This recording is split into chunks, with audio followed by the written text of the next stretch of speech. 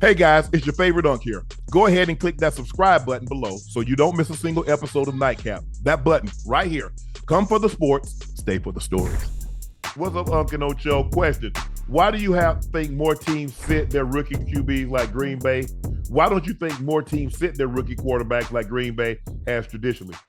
Well, So you got an MVP. So what team got MVPs playing? Yeah, you don't have no MVPs in front of you. That's different. Come on now. You ain't got no choice but to sit. Right. Shit. Brett Favre was a 3-time league MVP when Aaron Rodgers got there. Jordan Love was sitting behind a 2-time league MVP when he got there. Yeah. Come on now. Yeah. Yeah. I mean, all things being equal, yeah, you would like to have a guy be able to sit, but more times than not, you don't have that luxury because normally when you draft the quarterback, you're bad and you got to put him in the game. Yeah. I mean, C.J. Stroud, he had to play. There wasn't nobody in front of him, but they were a bad team. They had the second pick in the draft. Yeah, I mean, you love to have the guy sit, get a year up under his belt.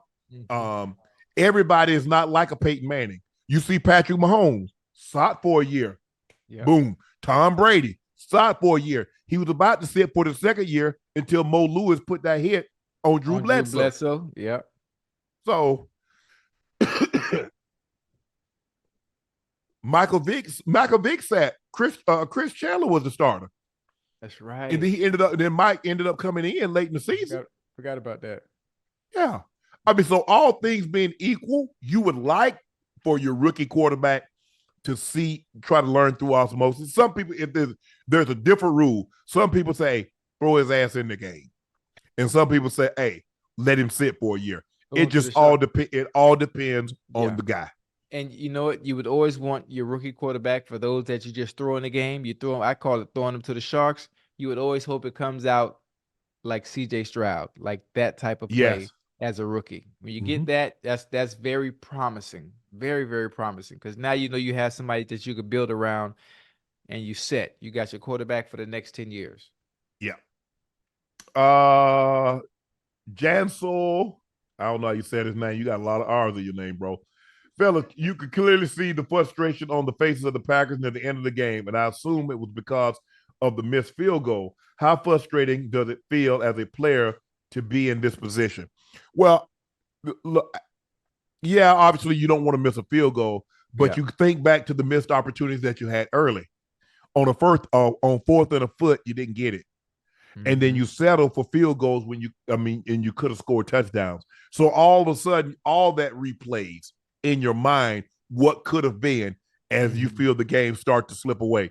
But still, even as the game, they still had an opportunity to go down and get a field goal to tie the game or potential touchdown to win the game. So all wasn't lost. Yeah, anytime you miss a field goal, especially points at a premium come playoff time, because the likelihood of you racing up and down the field, the momentum doesn't really shift like it does in a regular season game.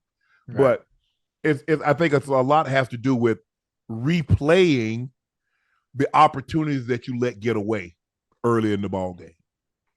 Yeah, I mean, it's hard for me to talk about playoff atmospheres and missing field goals or not scoring points because I wasn't in those situations very often. So outside of Madden, so I don't think it's appropriate for me to be answering that one. Nick Lepsit. Hey, Uncle Ocho, as two former players, can you experience an emotional drain in one game and come up short the following week? Or is it just riding that high? No. I mean, I've never experienced that, and I heard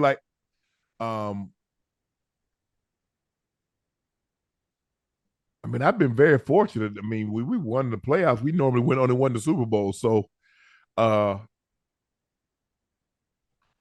think I'm like 13-5 in the playoffs. I've